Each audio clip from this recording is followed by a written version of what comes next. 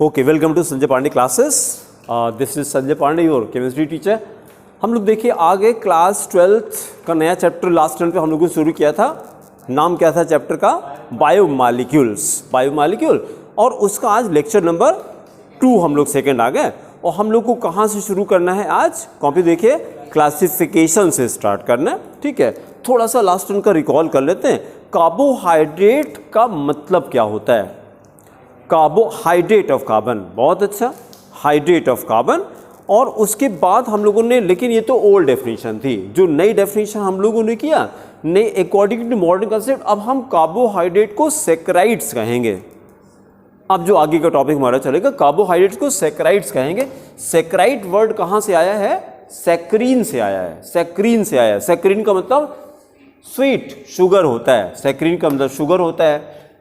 लेकिन अब हम लोग जो क्लासिफिकेशन करेंगे, carbohydrates have been classified on the basis of hydrolysis.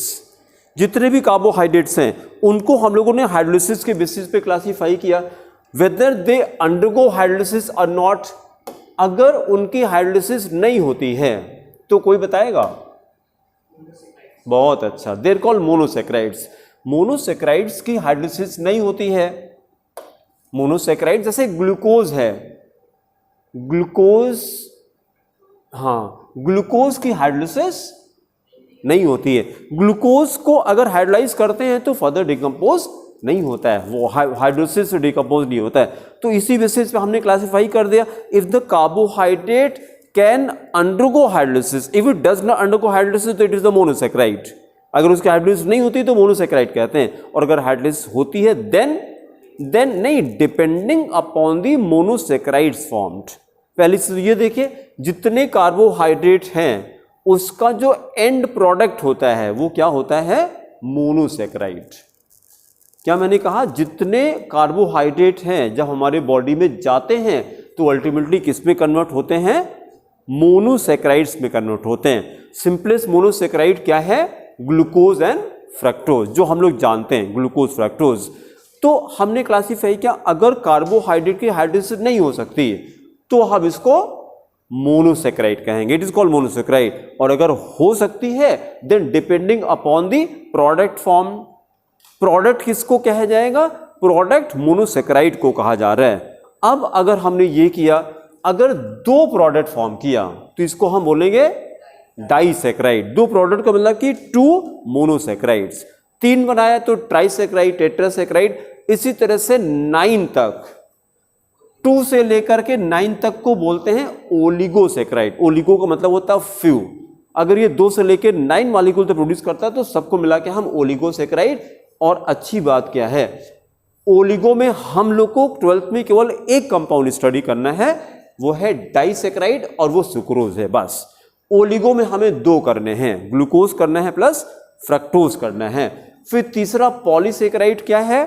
This is a carbohydrate which on hydrolysis gives many molecules, many molecule, poly मतलब many, hundreds of molecule, correct, hundreds of monosaccharide ये बनाता है। Example क्या है? Starch and cellulose. तो carbohydrate, जैसे हम लोगों ने कहा था इस चैप्टर के अंदर टोटल 5 चीजें हमको स्टडी करनी थी, 5 टॉपिक्स थे, carbohydrate, protein, enzyme, vitamin and nucleic acid. उसके बाद हम क्वेश्चन आ जाए कि कार्बोहाइड्रेट कितने करने हैं? 5 करने हैं, 5 कार्बोहाइड्रेट। ग्लूकोज, हाँ बोले, हाँ नहीं ऐसे बोलिए, glucose, fructose, sucrose, starch, cellulose. Glucose, fructose, sucrose, starch, cellulose. Glucose, fructose, they are monosaccharides, they are monosaccharide. Sucrose is a disaccharide, और we can say oligosaccharide. And then starch, cellulose are polysaccharide, polysaccharide. उसके बाद फिर हम लोग क्या करेंगे, इन सबको, carbohydrate को 2 पार्ट में डिवाइड किया है। अभी तक हम लोग क्या जानते हैं? शुगर किसको जानते हैं अभी तक? चीनी को, चीनी को जानते हैं। Sugar is a class of compound, बहुत सारे कंपाउंड को मिला के शुगर कहते हैं।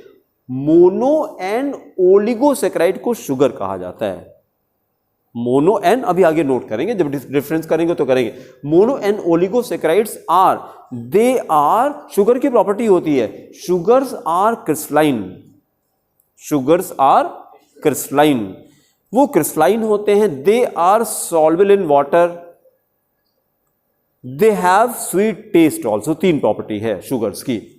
अब इसकी जगह पे देखिए स्टार्च सेलुलोज को देखिए, दे आर अमॉर्फस। अमॉर्फस किसको कहते हैं? यस, हाँ, पाउडर है या खाली पाउडर नहीं है, जिसका मेल्टिंग पॉइंट फिक्स नहीं है। क्यों फिक्स नहीं है? क्योंकि उनके स्ट्रक्चर के अंदर जो कॉन्स्टिट्यूएंट पार्टिकल होते हैं उनका अरेंजमेंट सेम नहीं होता, तो जितना सेम होता है वो एक साथ मेल्ट कर जाते हैं, जितना ही होता है उसको दूसरे टेम्परेचर पे मेल्ट करते हैं उसको। तो ये जो कंपाउंड है glucose, fructose, sucrose, they are crystalline substances. Crystalline का मतलब क्या हो गया? उनका एक मेल्टिंग पॉइंट होगा, कोई मेल्टिंग पॉइंट होगा, इनका बॉइलिंग पॉइंट होगा। लेकिन polysaccharides they are non sugars. Non sugar क्या होता है? नॉन शुगर वही तीनों उल्टा कर दिया हमने, अमॉर्फस होता है। अमॉर्फस किसका अपोजिट है? क्रिस्टलाइन का अपोजिट है। क्रिस्टलाइन का मेल्टिंग पॉइंट फिक्स होता है, अमॉर्फस का कोई मेल्टिंग पॉइंट नहीं होता है। फिर दूसरा हमने प्रॉपर्टी बताया कि these compounds sugars are soluble in water. देखिए ये तो सब लोग जानते हैं, सेलुलोज पानी में डिसॉल्व होता है क्या? अरे यार, आज घर पे जाके लौकी छीलिए और उसका लौकी की छिलके को पानी में डाल दीजिए, देखिए डिसॉल्व होता है कि नहीं? नहीं डिसॉल्व होता है। सिंपलेस्ट एग्जाम्पल मैंने दिया, घास को लेके पानी में डाल दीजिए, कहाँ डिसॉल्व होगा? तो ये सारे सेलुलोज ही तो हैं। फ्रूट्स एंड वेजिटेबल की जो आउटर लेयर होती है वो सारी सेलुलोज की होती है, उसमें फाइबर होता है, तो पानी में डिसॉल्व नहीं होता है। अच्छा, लौकी के छिलके का टेस्ट कैसा होता है? गोभी के पत्ते का टेस्ट कैसा होता है? नहीं खाया? अरे क्यों नहीं खाया? गोभी का पत्ता तो खाते हैं सलाद में, चाउमीन में तो पड़ता है। पत्ता गोभी नहीं होता है, पत्ता गोभी बिना पत्ते, फूल गोभी नहीं कह रहे हैं, पत्ता गोभी तो चाउमीन में पड़ती है ना।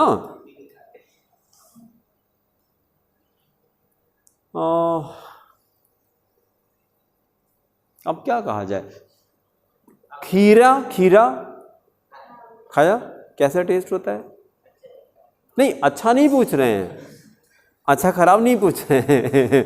किसी को अच्छा लगता है और किसी को खराब लगता है, तो अच्छा खराब तो आप पे डिपेंड करता है। जिस चीज की आप आदत डाल लीजिए बस वो अच्छा लगने लगेगा, क्योंकि माइंड कभी नो कहता नहीं है।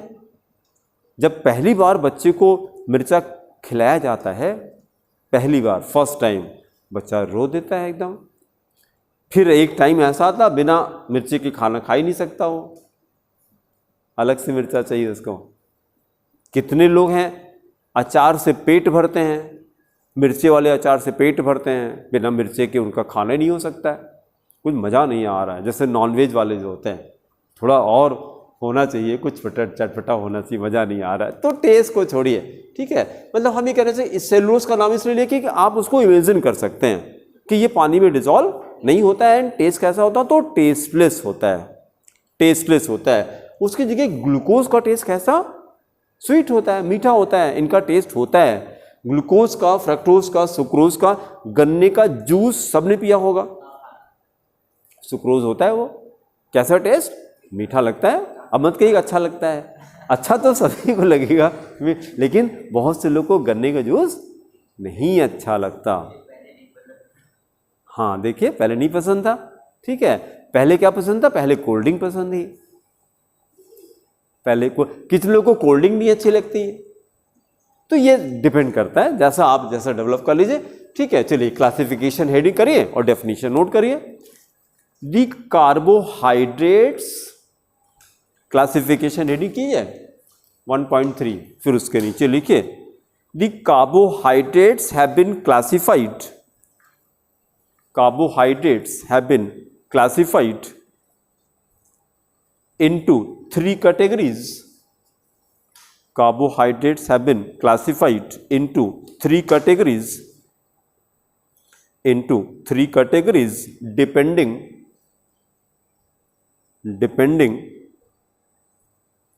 depending whether they undergo hydrolysis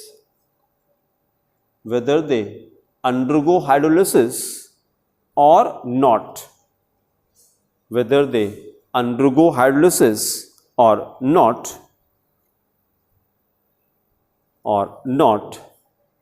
and if they undergo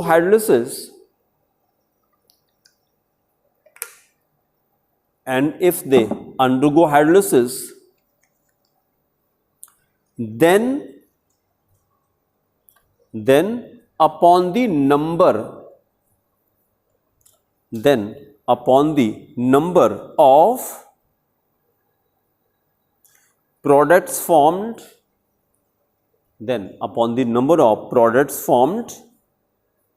as follows.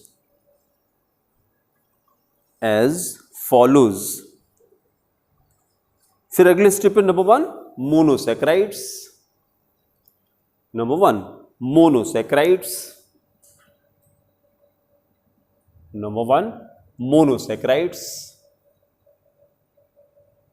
then write definition. These are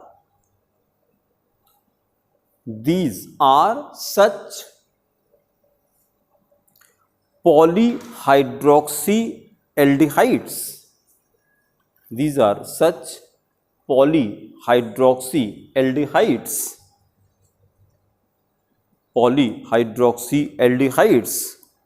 Or polyhydroxyketones,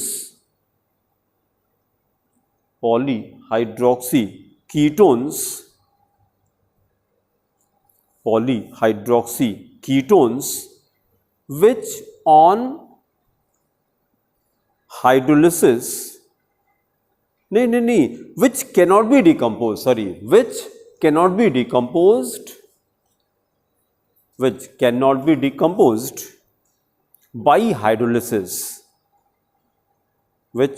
be decomposed by hydrolysis, इनकी हाइड्रोलिसिस नहीं होती है, decompose by hydrolysis. Then example, glucose and fructose. In example write glucose and fructose.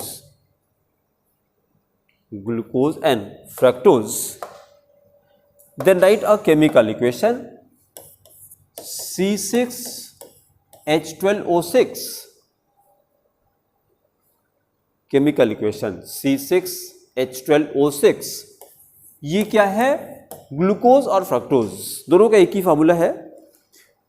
इसको हम water से react करा दें plus H2O, और ये हमने कैटलिस्ट भी डाल दिया, H+ मिनरल एसिड डाल दिया, लेकिन उसके बावजूद भी क्या हुआ? No reaction. वर्ड्स में लिखिए no reaction, there is no reaction. तो ये रिएक्शन लिखने का पर्पस क्या था मेरा? ये दिखाना कि ग्लूकोज फ्रक्टोज की हाइड्रोलिसिस नहीं होती है. ठीक है, फिर सेकेंड पार्ट करिए. Oligosaccharides, second type of carbohydrate is called oligosaccharide. OLIGO, oligosaccharide. Oligo का मतलब फ्यू का मतलब 2 to 9. डेफिनेशन करिए. These are such carbohydrates,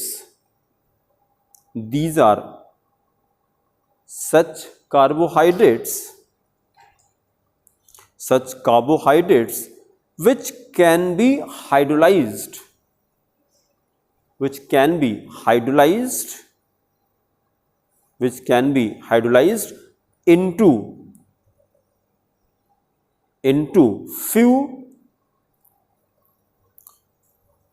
into few monosaccharides,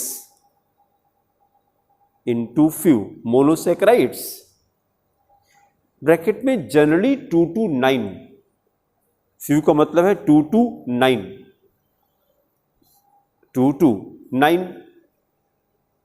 then example, example C12H22O11, C12H22O11 क्या है ये? Sucrose. Right the name sucrose plus H2O. ये मैंने क्या डाला? कैटलिस्ट डाला H+. हाइड्रोलिसिस करा दीजिए.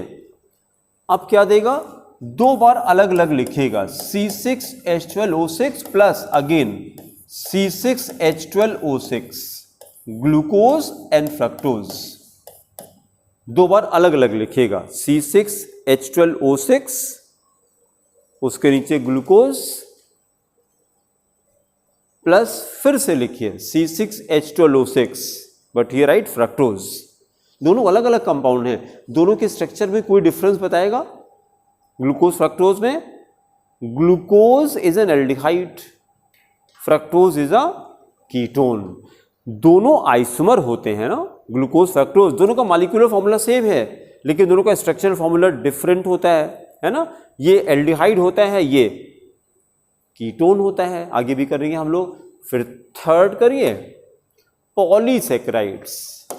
Third type of carbohydrate, polysaccharides. Polysaccharides. Then explanation. These are such carbohydrates. These are such carbohydrates. These are such carbohydrates which can be hydrolyzed.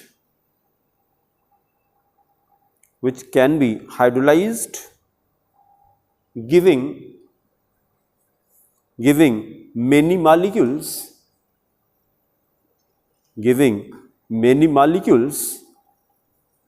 of monosaccharides, many molecules of monosaccharides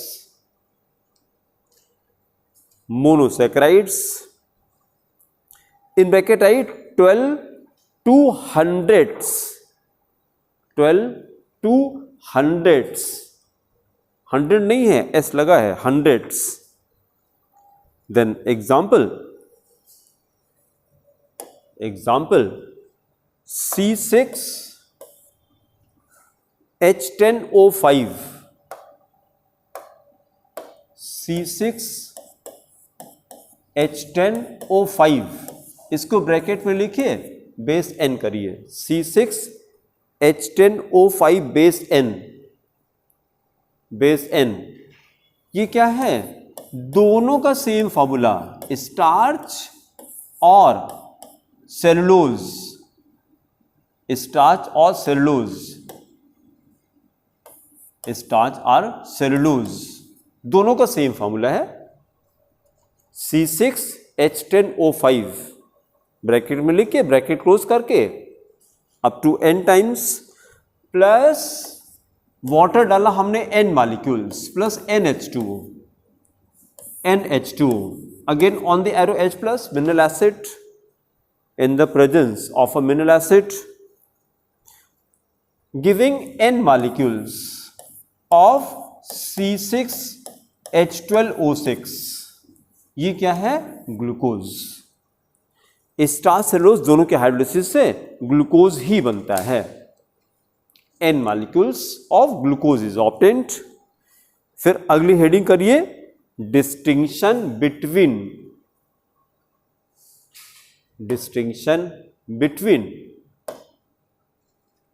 sugars and non-sugars. Distinction between sugars and non-sugars. Now stop writing.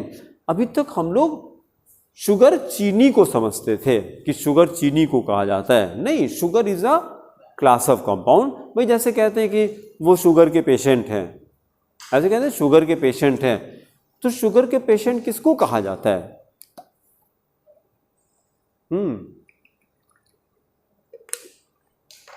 Blood में sugar, glucose ज्यादा हो गया. Blood में glucose ज्यादा हो गया. क्यों ज्यादा हो गया?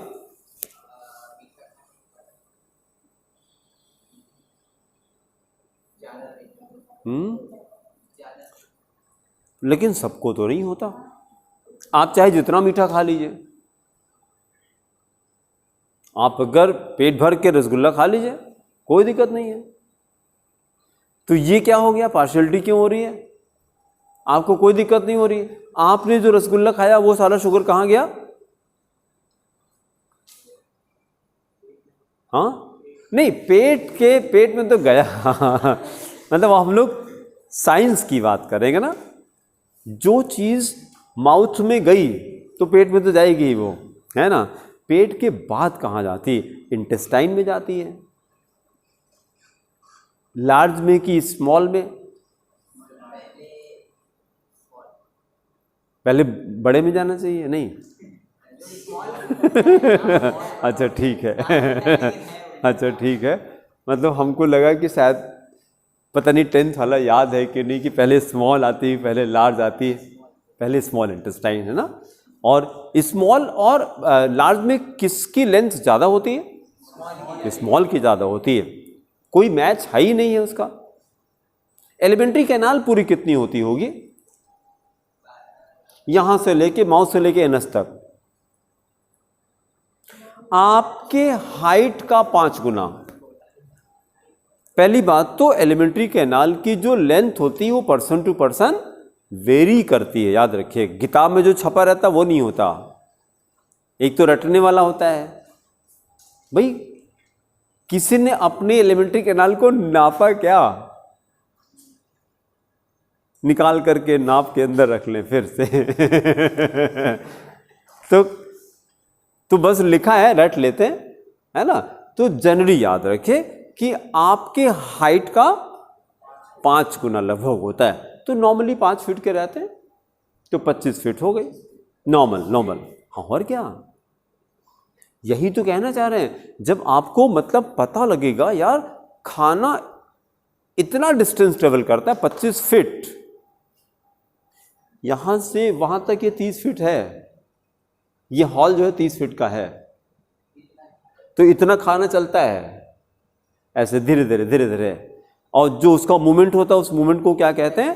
पेरिस्टल्सिस कहते हैं। याद रखिए, रात तो 10 बजे के बाद पेरिस्टल्सिस बंद हो जाती है।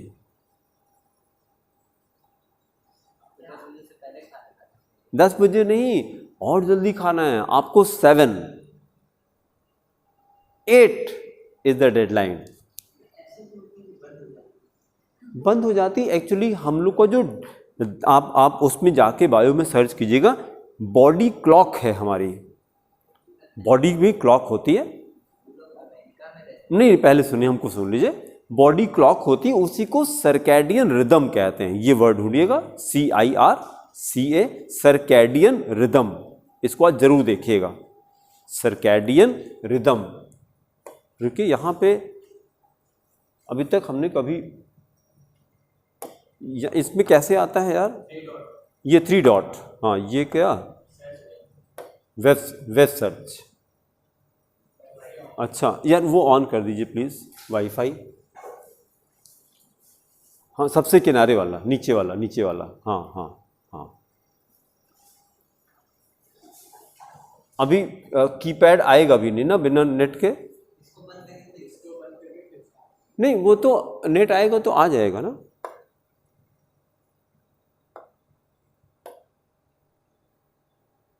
कीपैड जो है अब आएगा, बिना नेट के नहीं आएगा।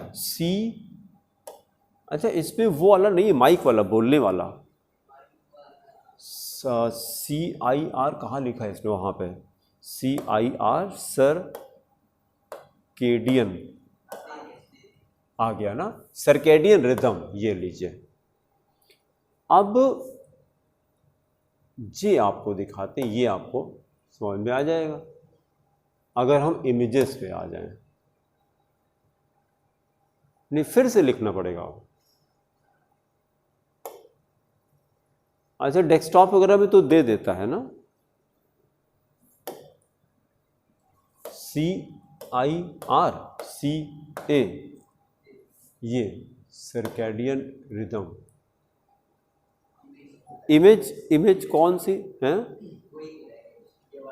ये वाली, इसको, हाँ इसको फिर क्या करते हैं ऐसे, इसके बाद है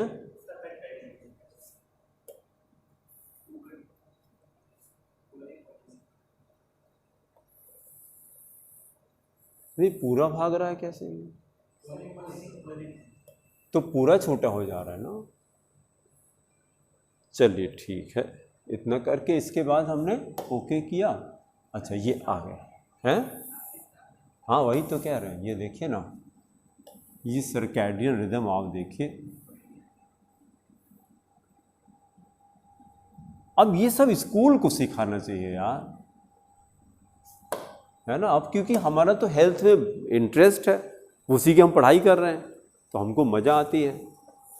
और ये बच्चों को, मतलब अगर आप हेल्दी हो जाएं, खूब पैसा है और हेल्दी नहीं है तो क्या मतलब उस पैसे का। खूब पैसा है, मर्सिडीज है, आईफोन सब कुछ है, लेकिन खांस रहे हैं दिन भर बैठ करके, तो उस पैसे का मतलब क्या है। ये सीधा कैसे करें आप, हैं? अच्छा हाँ ये हो गया। देखिए सर्कैडियन रिदम क्या होता है कि इतना तो सब लोग रिलेट कर सकते हैं, हमारी बॉडी के जिस पार्ट में जब ब्लड ज़्यादा रहता है तो उस बॉडी पार्ट की एफिशिएंसी ज़्यादा होती है। इतना तो समझ में आता है, मैथ्स वाले को भी इतनी बात समझ में आएगी कि जब आप फुटबॉल खेलते हैं तो मैक्सिमम ब्लड कहाँ रहता है, आपके लेग में रहता है, तभी तो ताकत से मारते हैं। जैसे आपको किसी को झापड़ मारना है, जैसे आप सोचते हैं तुरंत यहाँ ब्लड आ जाता है, माइंड से गवर्न होता है ना सारा। और राइट हैंड में ज़्यादा होगा कि लेफ्ट हैंड में, राइट में ज़्यादा होगा, लेफ्ट हैंडर वाले को लेफ्ट में ज़्यादा होगा। जहाँ आप सोचेंगे वहीं ब्लड चला जाता है, पहुँच जाता है, और जिस बॉडी के पार्ट में ब्लड जाता है वो खूब अच्छे से वर्क करने लगता है। ठीक है, अब इसको आप देखेंगे कि जैसे मेलेटोनिन का सेक्रीशन, देखिए ये पढ़ने में आ रहा है क्या, मेलेटोनिन सेक्रीशन, ये यार थोड़ा है ये, हाँ ये भी ठीक है। चलिए अब तो बड़ा तो दिखाई पड़ेगा ना, मतलब पूरा अगर बोर्ड तक फैलाना हो,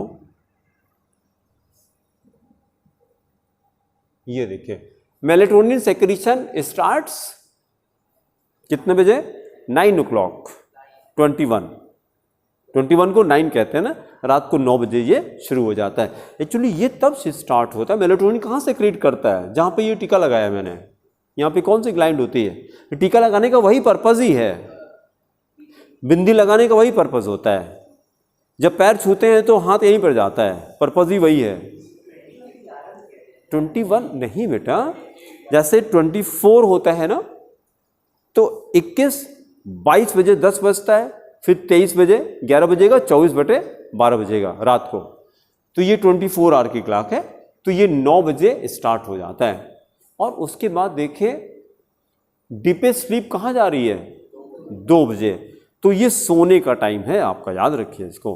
9 to 2 कितने घंटे हो गए, it is more than sufficient.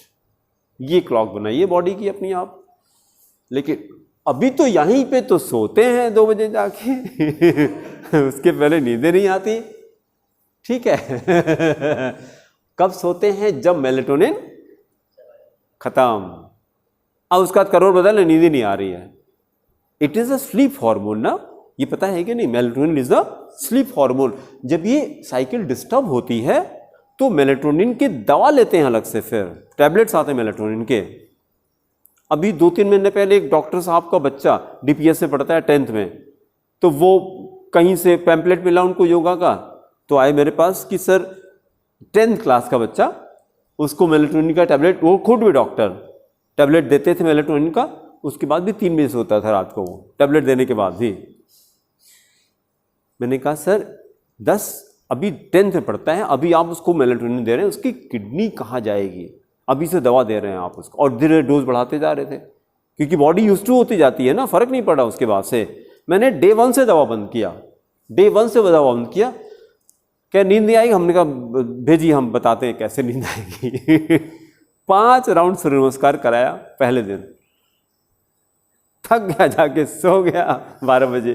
कहाँ 3 बजे दवा खा के नींद नहीं आती थी। अगले दिन मम्मी बहुत हैप्पी, सर कल 12 बजे सो गया था ये। मैंने कहा आप लोग आप क्या कहें, आप रिस्पेक्ट करनी पड़ेगी डॉक्टर साहब की, फादर हैं और डॉक्टर हैं ऊपर से, तो हम क्या कहें। दवा इसका सोल्यूशन नहीं है। फिर 15 डेज में सारी दवा उनकी बंद हो गई, फिर उन्होंने आना बंद कर दिया।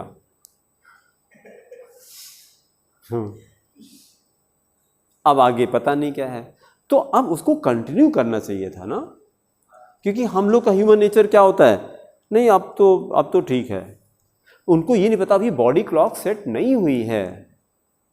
आप इतने दिन से दवा खा रहे थे, एकाएक थोड़ी ना, कोई जादू थोड़ी ना होता है, लेकिन उसकी ज़रूरत नहीं है। तो जब ये समझाया कि मेलेटोनिन हमारी बॉडी में सेक्रीट होता है, कब होता है, जब डार्क होता है।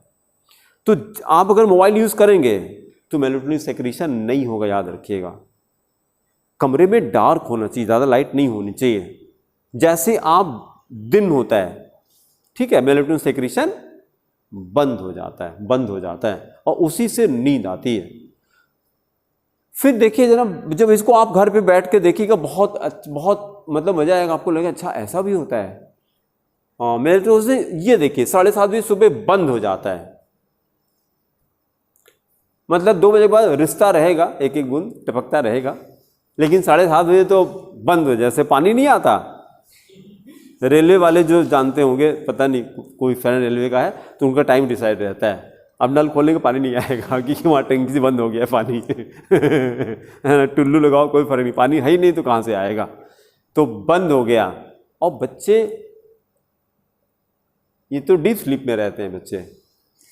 क्योंकि 12 बजे भी उठना है उनको, अभी 5 बजे तो सोए हैं वो, है ना। तो उसके बाद ही 12 बजे सो के उठने के बाद उनको फ्रेश नहीं लगता, जैसे जो फ्रेशनेस होती है। हमारा जो उठने का टाइम वो 3 से 4 के बीच में रहता है।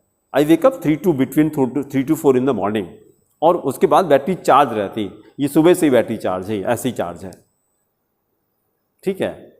वो धीरे धीरे बॉडी क्लॉक सेट होगी। बॉडी क्लॉक, आप नेचर का वायलेशन मत करिए। और ये कैसे गवर्न होता है, ये सन से गवर्न होता है। जितना ज़्यादा सन होगा डाइजेशन उतना अच्छा रहेगा, स्ट्रांग रहेगा। तो शाम को, जैसे बहुत सारे फ्रेंड, अगर कोई आपका जैन हो, जैन, वो लोग सनसेट के बाद खाना नहीं खाते, 6 बजे के बाद नहीं खाते खाना, वो नहीं, कुछ नहीं खाते। कोई जैन हो तो आप उससे पूछिएगा। अब वो नई टेक्नोलॉजी वाले जैन आ गए, अब तो सब चेंज होने लगा, क्या कहा जाए, ठीक है भाई। बहुत सारे भाई, जैसे मुस्लिम्स में है कि नशा नहीं करना चाहिए, नशा नहीं करना चाहिए। सिख लोग हैं वो भीख नहीं मांगते, कितना भी हो जाए नहीं मांगते, कभी नहीं मांगते। रिक्शा चलाएंगे, मूंगफली बेचेंगे, भीख नहीं मांगेंगे, है उनके जब रिलीजन में है। लेकिन अब क्या है, इस समय कुछ कोई रिलीजन ही नहीं है, एक रिलीजन है बस, यही है बस, पैसा इज द रिलीजन।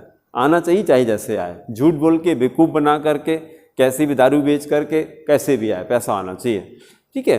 तो लेकिन ये हम कहना चाह रहे हैं कि जब आपको ये इन्फॉर्मेशन है, सर्कैडियन रिदम, आज घर पे जा करके इस पर थोड़ा सा, ये तो इमेज दिखाई मैंने, इसके आप डिटेल स्टडी करिए कि किसको कितने पार्ट में डिवाइड किया, किस समय ब्लड कहाँ पे बॉडी में मैक्सिमम होता है, वो ऑर्गन आपको बहुत अच्छे से काम करेगा। मॉर्निंग में ये देखिए, ये टेम्परेचर क्या गया, लोएस्ट टेम्परेचर गया, बॉडी का टेम्परेचर लोएस्ट होता है। इसमें बॉडी एक्सक्रीशन मोड में आ जाती है। टेम्परेचर हाई रहेगा तो एक्टिविटी ज़्यादा होगी बॉडी में। अब ऑर्गन्स रेस्ट करने लगते हैं इस समय, तो बॉडी एक्सक्रीट करने लगती है, अब कितने बच्चे हैं, जब आप 12 बजे सो के उठ रहे हैं तो आपको लैट्रिन फील ही नहीं होगी। क्यों नहीं फील होगी? क्योंकि अब वो ड्राई हो चुकी है, उसके अंदर वाटर होता है, वाटर से मूवमेंट होता है बाउल का। और नहीं तो जब स्टूल एकदम टाइट हो जाता है तो फिर कितने बच्चे हैं, प्रेशर लगाते हैं, फिर भी मोशन नहीं होता है। अब क्या निकलता है, ब्लड निकलता है। इसी को क्या कहते हैं? इसको पाइल्स कहते हैं। नाम सुना है इसका? पाइल्स हिंदी में क्या कहते हैं? बवासीर कहते हैं। एनस से क्या निकलता है? ब्लड निकलता है। और जब फर्स्ट टाइम कोई देखता है, बच्चा बड़ा कोई भी हो, डर जाता है कि ब्लड निकल, बॉडी से ब्लड निकल रहा है, किसको अच्छा लगेगा? वो डर जाता है। अब इस कंडीशन में अब दोस्तों को क्या पता, ये आप किसी से शेयर करते नहीं है। और जबकि ये इट वॉज वेरी नॉर्मल। क्या रीजन था इसका?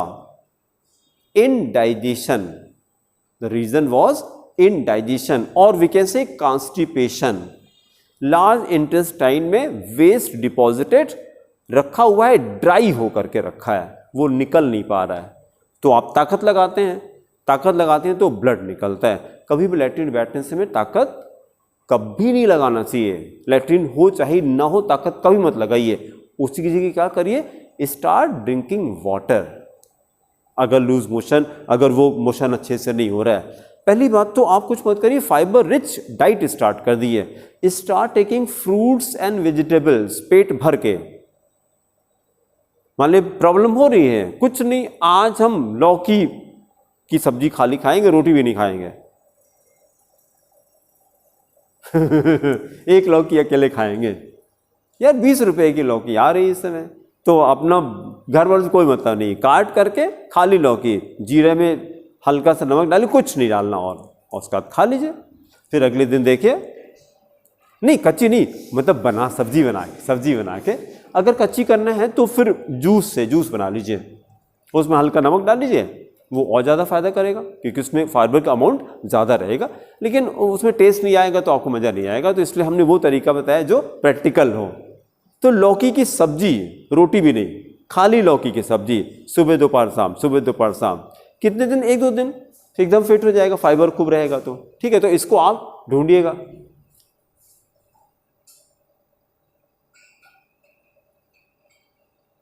इसमें उतना इंफॉर्मेशन है नहीं, इसमें उतना नहीं है। ब्लड प्रेशर में जैसे जब ज़्यादा रहेगा तो बॉडी की एक्टिविटी मैक्सिमम रहती है, बॉडी की एक्टिविटी खूब ज़्यादा रहेगी, है ना। और जब देखिए क्या रीज़न है, बॉडी में कभी आपने ऑब्जर्व किया मैक्सिमम हार्ट अटैक्स कब होते हैं? नहीं, रात में होते हैं, सुबह के टाइम पे होता है, सोते वक्त ज़्यादा होता है। मतलब ये होगा 12 से 4 के बीच में मेजर हार्ट अटैक इसी से में होता है। हाँ, जगते वक्त भी हो जाता है, मतलब ऐसा कोई वो नहीं है, लेकिन प्रॉबिलिटी ज़्यादा रहती है, इसमें प्रॉबिलिटी ज़्यादा रहती है क्योंकि ब्लड उस समय वहाँ पे ज़्यादा रहता है, तो वहाँ प्रेशर बढ़ जाता है। अब वो उतना टॉलरेट कर नहीं पाते और थे हो जाते हैं। चलिए वापस आते हैं, ये हटेगा कैसे हैं? हाँ, ये आया। चलिए वापस आते हैं। तो हम लोगों ने क्या किया, वो डिस्टिंक्शन हो गया ना? नहीं, अभी डिस्टिंक्शन करना है। शुगर्स एंड नॉन शुगर्स में क्या डिफरेंस आया? हाँ, तीन प्रॉपर्टी बतानी। Sugars are crystalline, they are soluble in water, they have taste। 3 चीज, they have a taste। उसी तीनों को ऑपोजिट कर देंगे तो नॉन शुगर हो जाएगा। और एग्जाम्पल में जाएंगे तो mono and oligo are sugars, ये शुगर होता है। Polysaccharide is a non sugar. Definition लिखिए, हेडिंग कर चुके थे, distinction between sugar and non sugar, right. Mono and oligosaccharides, mono and oligosaccharides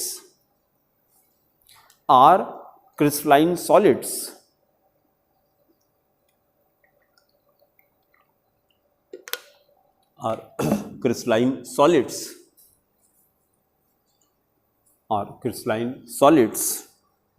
comma, soluble in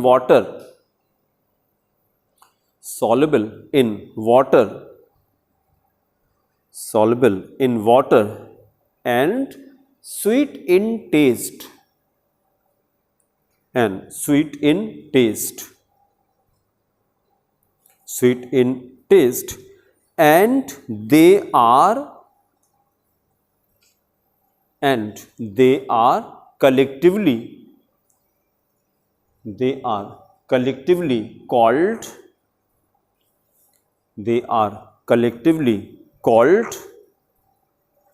sugars. They are collectively called sugars.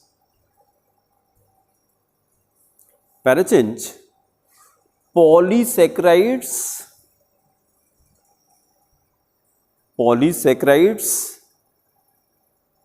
are amorphous. Polysaccharides are amorphous, comma, insoluble in water,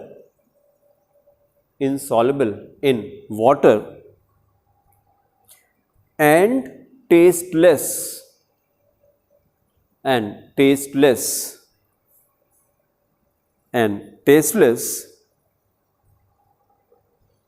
full stop. They are called non-sugars. They are called non-sugars. Then example, तो sugar में क्या क्या जाएगा? Glucose, fructose, sucrose. Example लिखिए, glucose, fructose and sucrose are sugars. Glucose, fructose and sucrose are sugars. Starch and cellulose are non-sugars. Starch and cellulose are non-sugars.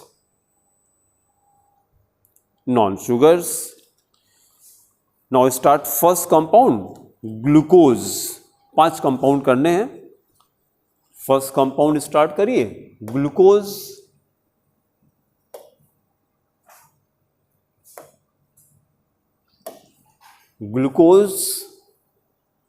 Also write dextrose. This is also called dextrose. Glucose को ही dextrose भी कहते हैं. Also called grape sugar. Grape में, हाँ, grape. And also called blood sugar. 4 नाम हैं इसके. Blood sugar because it is found in blood, so that's why it is also called blood sugar. तभी तो कहते हैं ना इनका शुगर लेवल ज़्यादा हो गया, ब्लड शुगर टेस्ट कराते हैं. Diabetic persons blood sugar test कराते हैं. It is found in blood. भाई शुगर ब्लड में ही होता है. अभी जो हम लोग बात कर रहे थे कि हमने रोटी खाई, मिठाई खाई, कोल्ड ड्रिंक पिया, तो ग्लूकोज स्मॉल इंटेस्टाइन में गई, उसके बाद वहाँ से ब्लड में आ गई. बहुत अच्छा, वहाँ से ब्लड में आ गई, उसके बाद ब्लड से ऑर्गन्स में जाएगी, सेल्स में जाएगी, ऑर्गन्स में जाएगी. सारे कितनी सेल्स हैं बॉडी में? कितनी? नहीं, बहुत ज़्यादा तो ठीक है. जैसे आपसे कहें कि कितना पैसा चाहिए तो आप कहिए बहुत ज़्यादा. हाँ, ऐसे नंबर बोलिए. भाई आप कहते हैं कितना पैसा चाहिए तो आप कहिए बहुत ज़्यादा चाहिए तो आप कितना पैसा मिलेगा फिर? बहुत ज़्यादा. तो इस तरह सेल का नंबर होना चाहिए.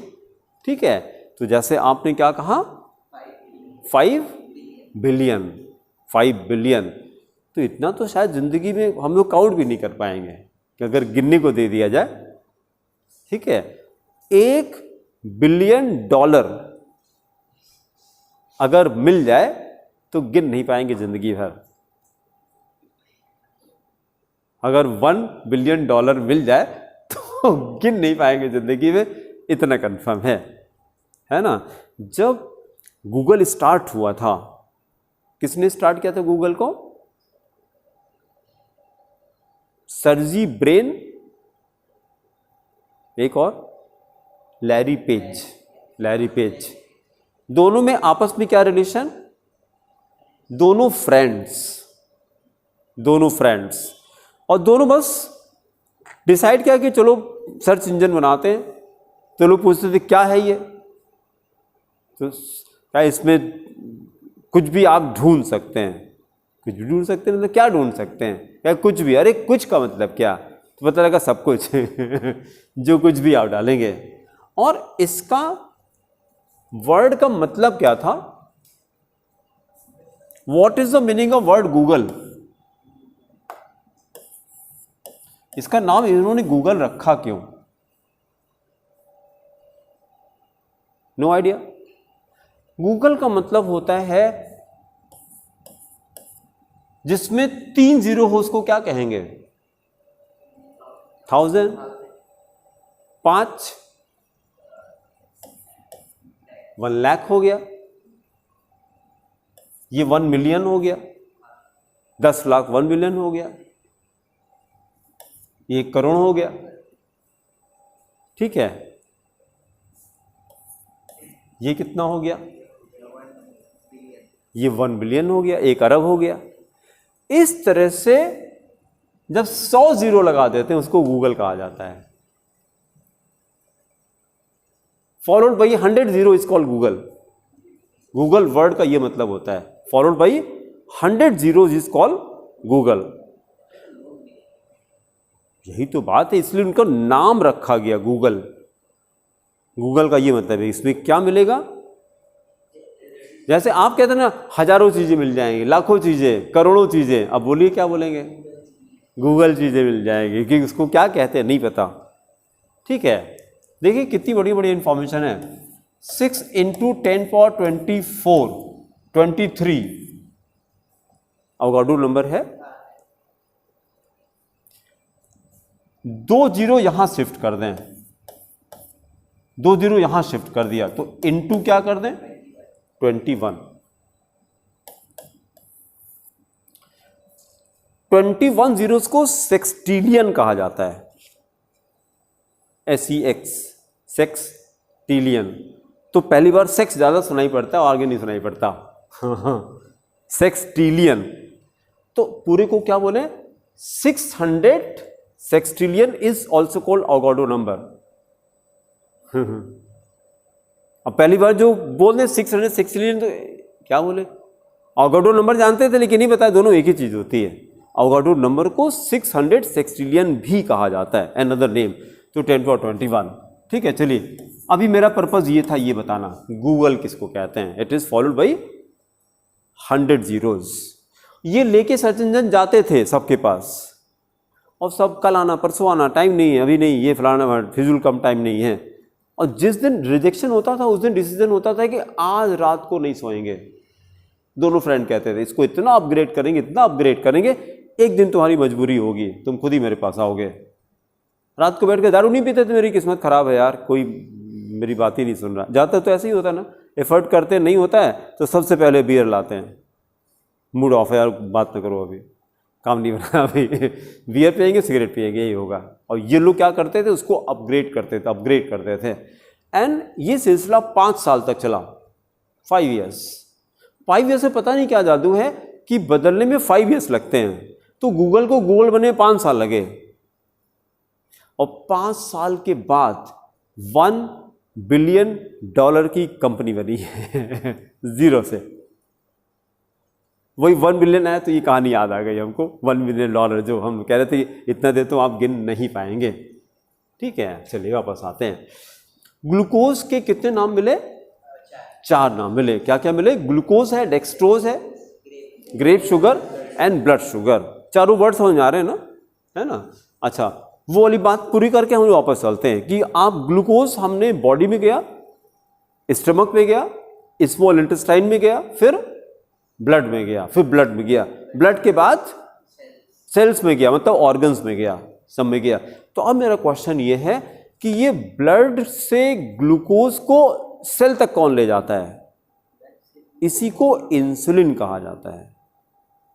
इसी को इंसुलिन कहा जाता है। इंसुलिन का मेन वर्क क्या है कि ग्लूकोज को, insulin is a carrier, insulin is a career.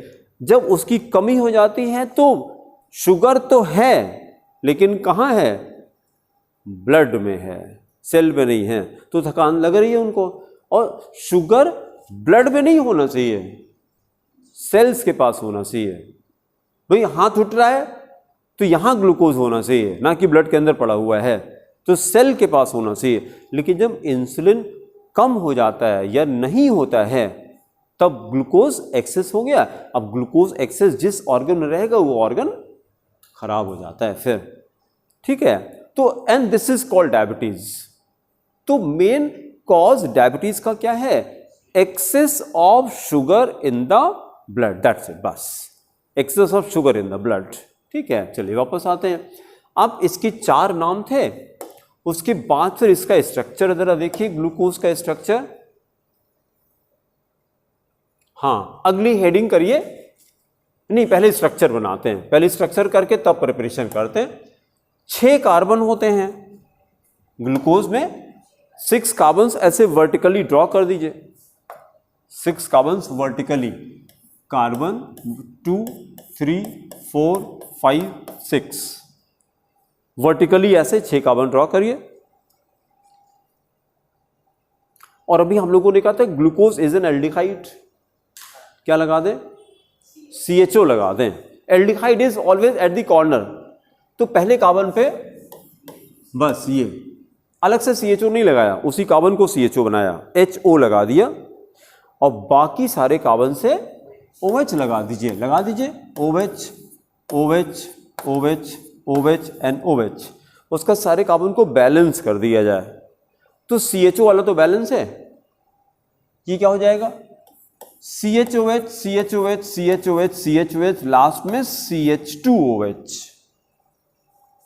Last में CH2OH। अब इसी को हम लोग कंडेंस फॉर्म में थोड़ा सा, ये तो हाथ पैर फैला दिया पूरा आपने, प्रैक्टिकली हम कैसे लिखेंगे? तो ऐसे लिखेंगे CHO, सबसे किनारे CH2OH, बीच में कितनी बार CHOH आए? 4 बार। तो CHOH ब्रैकेट में करके बेस 4 किया एंड देन CH2OH, ये कॉपी करिए, शॉर्ट में ऐसे लिखेंगे, CHO लगाया, then CHOH base 4, then CH2OH, और C6H12O6, ये मॉलिक्यूलर फॉर्म हो गया, मॉलिक्यूलर फॉर्म हो गया। फिर नीचे नोमेनक्लेचर लिखिए, एक तो कॉमन नेम ग्लूकोज, दूसरा देखिए 5 बार OH आ रहा है, तो 5 बार OH को क्या कहा जाए? पेंटा hydroxy.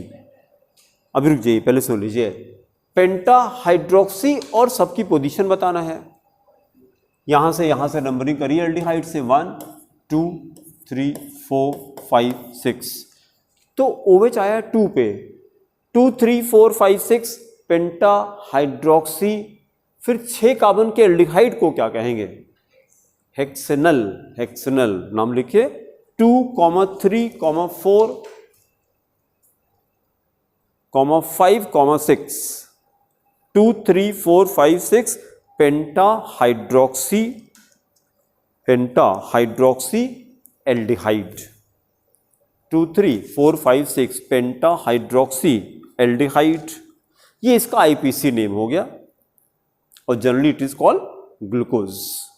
Now write preparations, preparations, फिर देखिए कितनी प्रिपरेशंस है total, there are 3 preparations, 3 preparations. Number 1 लिखिए लैब मेथड, पहले preparations, then number 1 lab method, number 1 lab method, then listen the explanation. देखिए अभी हम लोगों ने कहा था कोई भी कार्बोहाइड्रेट हम लोग कंज्यूम करते हैं, कोई भी कार्बोहाइड्रेट, कार्बोहाइड्रेट कितने तरह का? हाँ, कौन कौन सा? पॉलीसेक्राइड। पॉलीसेक्राइड को हम लोग कभी कभी कॉम्प्लेक्स कार्बोहाइड्रेट भी कहते हैं, polysaccharide is also called complex carbohydrate. इसमें से कौन सा कार्बोहाइड्रेट ज्यादा खाना चाहिए? ज्यादा खाना चाहिए, हाँ हाँ,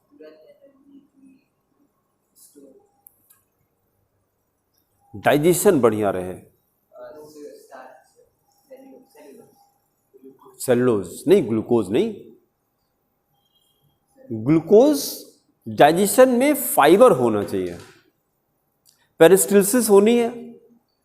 पेरिस्टाल्सिस में जब फाइबर ज़्यादा रहता है तो खाना अच्छे से मूव करता है। जैसे ही आप खाने को पका देते हैं, जब खाने को पका देते हैं उसका वाटर कंटेंट कम हो जाता है या खत्म हो जाता है। अब जब पानी नहीं तो मूव कैसे करेगा खाना? सॉल्यूशन मूव करता है कि सॉलिड मूव करता है? सॉल्यूशन मूव करता है। तो अब देखिए जितना ज़्यादा आप पकाएंगे खाने को, वाटर कंटेंट कम हो जाएगा उसका। और खाना ऐसा होना चाहिए जिसमें आपको खाने के बाद पानी ना पीना पड़े।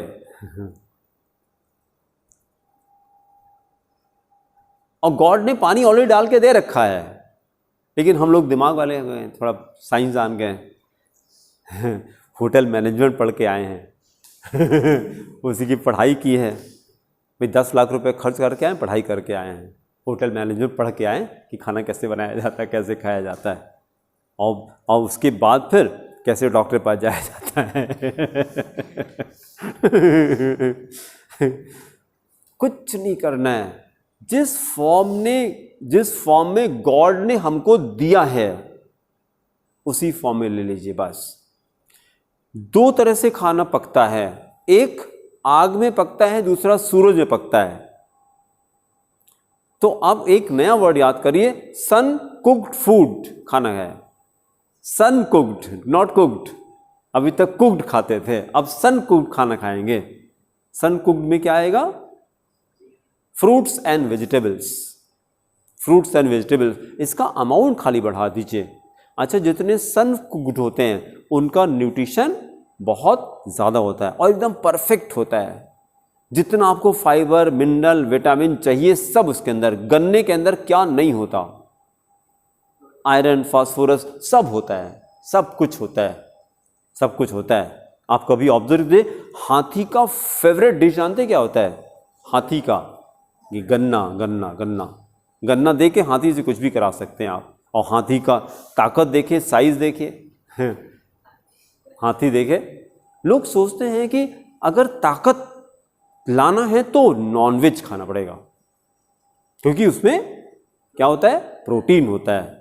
तो हमके जरा हाथी से मुलाकात कर लो और पूछो क्या खाता है वो, खाली हेलो कर दे, देखो अभी समझ में आ जाए। आप नॉनवेज खा के आइए और पत्ती खा के आती हाथी या घोड़े से मिल लीजिए आप, बगल में खड़ा रहे, एक लात मारे फिर देखिए थोड़ा बाहर हो जाएगा। ताकत, लेग बड़ी स्ट्रांग होती है, लात से जो मारता है वो कि हो सकता है फ्रैक्चर हो जाए आपका एक बार में।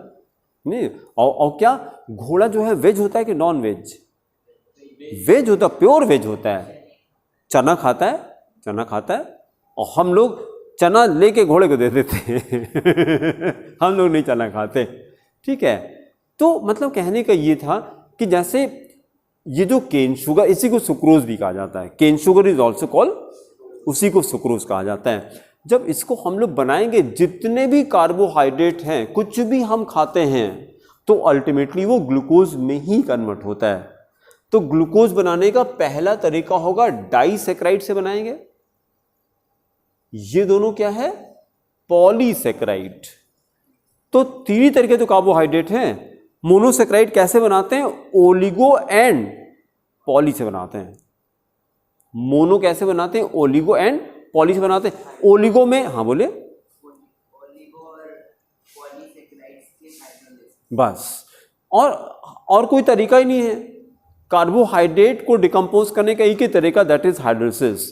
तो अब तो याद हो जाएगा आपको कि लैब मेथड में हमने कैसे बनाया? डाइसैकेराइड से, सुक्रोज से बनाया, सुक्रोज के हाइड्रोलिसिस किया, और उसके बाद फिर स्टार्च और सेलुलोज, ये दोनों मैन्युफैक्चर है।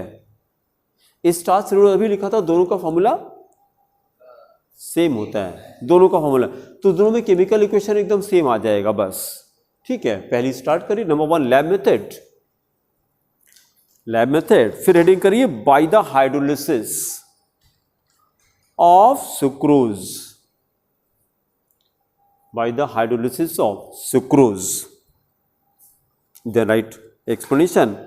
Glucose is produced glucose is produced in the lab, glucose is produced in the lab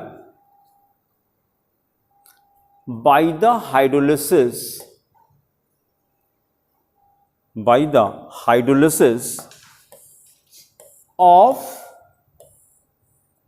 by the hydrolysis of sucrose, by the hydrolysis of sucrose,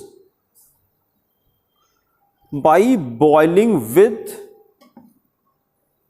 by boiling with dilute HCl, dilute HCl in alcoholic solution, in alcoholic solution, in alcoholic solution. Then chemical equation C12, क्या formula है? C12H22O11 plus क्या डालेंगे? Water, catalyst डाला H plus mineral acid. After that 2 times separately C6H12O6, ये glucose हो गया plus again हाँ C6H12O6 fructose. और इसको डायरेक्टली आप C6H12O6 नहीं लिख सकते, 2 मोल्स. आपको लगा 2 बार लिखा आगे 2 लगा दें, नहीं, दोनों अलग अलग है.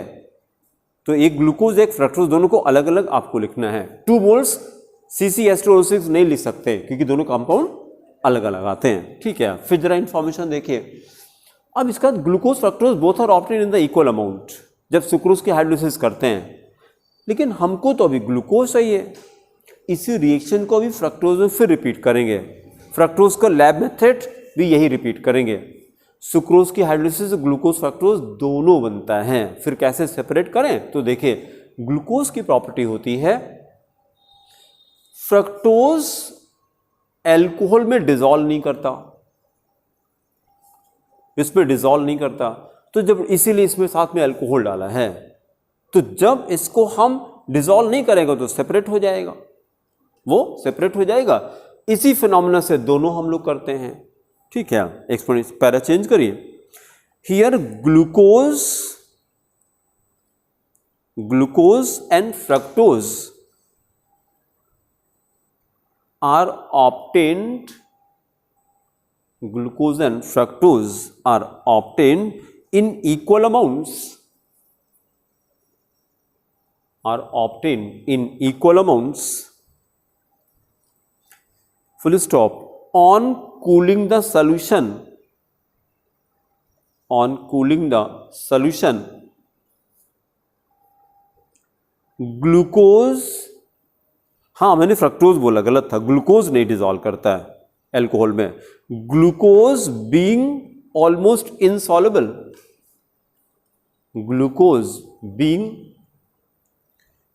Almost insoluble in alcohol, glucose being almost insoluble in alcohol separates out, insoluble separates out from the solution, separates out from the solution, while fructose remains in the solution, in the solution. तो question हमको बताइए, glucose fructose को कैसे separate किया हमने? With the help of alcohol, with the help of alcohol. Alcohol में glucose नहीं dissolve करता. दूसरी इंफॉर्मेशन देखिएगा, जैसे आपने सुना होगा डायबिटिक पर्सन्स को केला नहीं खा सकता, ये सुना आपने? आम नहीं खा सकता. क्यों नहीं खा सकता? क्योंकि शुगर लेवल बढ़ जाएगा, बढ़ जाएगा. अगर आपके नॉलेज में कोई डायबिटिक पेशेंट है तो प्लीज मेरा नंबर उसको दे दीजिए. हाँ, तो आप नंबर दे दीजिए, और मैक्सिमम 3 मंथ्स में मैक्सिमम। वो डिपेंड करेगा कितनी बात वो मेरी मानते हैं।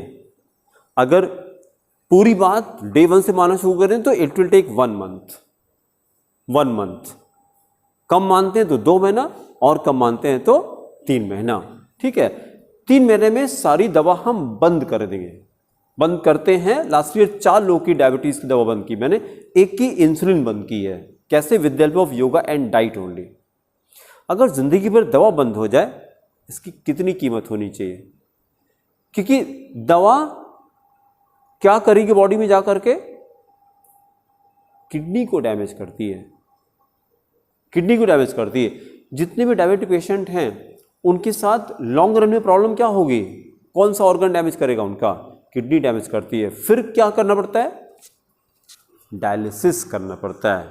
अगर डायलिसिस करानी है तो आप any idea about expenses? Week में 2 बार, बहुत अच्छा। और खर्चा कितना? एक बार का मिनिमम 5,000 रुपया, एक बार का। तो वीक में 10,000 रुपया, महीने में 40,000 रुपया। ये हर महीने का खर्चा है। और मैं क्या करता हूं, महीने का 5,000 रुपये चार्ज करता हूं। अगर मेरी पूरी बात आपने सुनी तो 1 महीने में सारी दवा बंद हो जाएगी 5,000 रुपये में। कम मान रहे हैं तो 10,000 लगेगा, और कम मानेंगे तो 15,000 लगेगा। हम कहते हैं 15,000 भी आपने, क्योंकि आदतें इतनी जल्दी नहीं बदलती हैं। 15,000 भी दिया तब भी सौदा कैसा है? बहुत सस्ता है। क्योंकि स्टेज बहुत जल्दी आने वाली है कि आप 50,000 रुपया महीना देंगे, और प्लस और सिचुएशन खराब होती जाएगी। 50,000 देने के बाद भी किडनी क्या होती है? और खराब होती जाती है। फिर डॉक्टर क्या कहता है? अब ट्रांसप्लांट करना पड़ेगा। अब कितना खर्चा आएगा? 15 लाख ओनली। 15 लाख ओनली। उसके बाद भी आपसे लिखवा लेता है क्या? नहीं, ये लिखाता है कि आप एग्री कर रहे हैं, हम ट्रांसप्लांट तो कर रहे हैं, लेकिन कोई जरूरी नहीं कि किडनी काम करेगी। ये कोई जरूरी नहीं है। सक्सेस भी हो सकती है, फेल भी हो सकती है। इसलिए आपसे अंडरटेकिंग लिखा लेता है वो। ठीक है, नहीं तो बात को आप केस कर लीजिए कि आपकी वजह से ये खराब हो गया। तो ये धीरे धीरे खराब होता जा रहा है। ठीक है, तो यही कहा जाता है कि लोगों को हम सबसे ये कह रहे हैं, we do not need medication, we need education. अब देखिए अपने पॉइंट पर आकर के ये टॉपिक को खत्म करते हैं। जितने डायबिटिक के पेशेंट हैं उनको आम खाने को मना किया है। क्यों मना किया? क्योंकि आम खाएंगे तो डायबिटीज बहुत जल्दी खत्म हो जाएगी, फिर पेशेंट हमारा खत्म हो जाएगा, पैसा कहाँ से मिलेगा? अभी इस सीजन आम कितने महीने आता होगा? नहीं 4-5 महीने नहीं, 2 महीने। इन 2 महीने में ऑन रिकॉर्ड में बोल रहा हूं, इन 2 महीने में मैंने कम से कम 1 कुंटल आम खाया है। मैं ऑन रिकॉर्ड बोल रहा हूं, यूट्यूब पे वीडियो जाएगा ये। 1 कुंटल कितना होता है? 100 किलो में वो फील नहीं आता। कुंटल में ज़्यादा अच्छा लगता है, बोलने में फील आता है। Every day I ate 2 kgs of mango, every day and I am alive in front of you. मेरे को तो मर जाना चाहिए डॉक्टर के हिसाब से। मतलब 1 कुंटल आम डाल दे तो शुगर लेवल कहाँ जाना चाहिए? इस बॉडी में कुछ बच नहीं चली, खाली शुगर होना चाहिए। ये शुगर में हो जाना चाहिए बॉडी। 1 कुंटल बहुत होता है। रोज अगर 2 किलो, डॉक्टर को कौन डॉक्टर कहेगा? मना करते हैं सब। अच्छा, अब अपने पॉइंट पर आते हैं। फिर उसके बाद भी क्यों नहीं फर्क पड़ा? उल्टा एनर्जी ज़्यादा मिली। भाई मैं क्लास लेता हूँ, आप देखिए सामने, किसी दिन ऐसा होता है कि नहीं आज मन नहीं कर रहा पढ़ाने का। ऐसे कभी देखा आपने? हाँ, ऐसा नहीं कि आज फीवर है, आज कोल्ड है, आज ये। मैं भी तो इंसान हूँ यार, आपके साथ मैं भी रहता हूँ। तो हमको ज़्यादा होना चाहिए, बट मैं इसकी केयर करता हूँ डेली। इसकी मैं बहुत ज़्यादा केयर करता हूँ। इसको मैंने मंदिर बना के रखा है। ये बॉडी नहीं है, ये मंदिर बना के रखा, बहुत केयर करते हैं इसकी। तो क्योंकि ये जान लीजिए good health does not happen by chance, ये मैं सबसे कहता हूं, good health does not happen by chance. इसके good things happen only when you do good things. अच्छी तब होती है जब अच्छी चीजें आप करते हैं, तब अच्छी चीज होती है। अपने आप बॉडी अच्छी नहीं होती, हेल्थ अच्छी नहीं होती। बॉडी बनाना अलग चीज है, हेल्दी होना अलग चीज है। हम बॉडी की बात नहीं कर रहे हैं, मसल नहीं बना रहे हैं। बॉडी फ्लेक्सिबल होनी चाहिए और हेल्दी होनी चाहिए। ये मुस्कुराना चाहिए।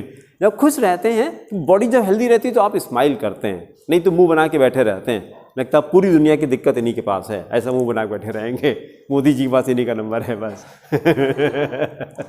यहाँ पे प्रॉब्लम क्या है, मैंगो के अंदर ग्लूकोज ना के बराबर होता है, ये हमको बताना था।